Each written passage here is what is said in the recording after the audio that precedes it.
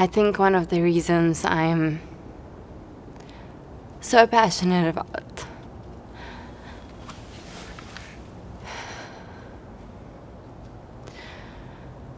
giving women all over the world a voice and an opportunity to reach out for help is because I have lived with that fear.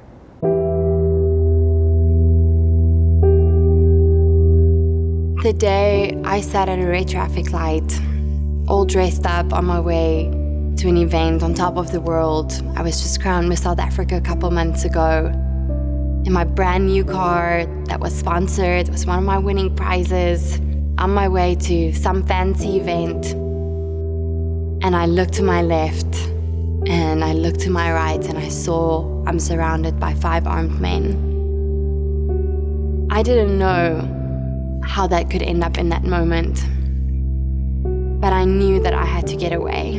I knew that my materialistic things were just not worth my life.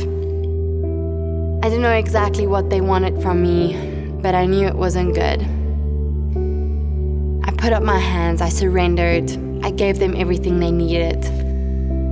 But the moment I tried running away, the guy on my side of the car grabbed me and he pulled me and he pushed me back into the car, yelling at me, "Get in, you're going with us."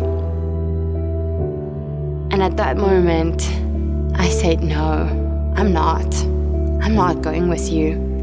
I don't care if you shoot me, if you kill me, but I'm not going with you."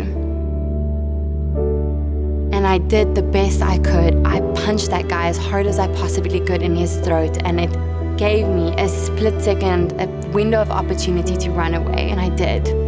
In my 6-inch heels, I ran up a big avenue. Let me add in, it was peak hour traffic, broad daylight, 5:30 in the afternoon. I ran into traffic and tried getting away, looking over my shoulder, not knowing if I'm being shot in the back. And you know what? That's not the worst part of the story. As I ran up that avenue, I knocked on about 30, 40 car windows. And do you know how many cars stopped for me? Not one. Not one person stopped to help.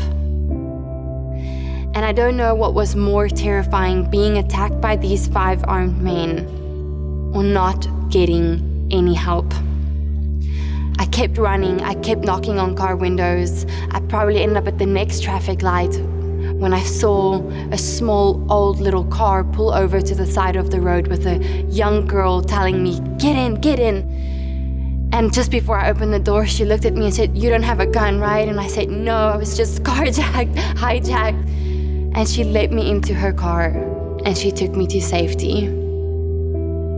And you know, if it wasn't for that young girl who was 19 years old at the time, I don't know what would have happened.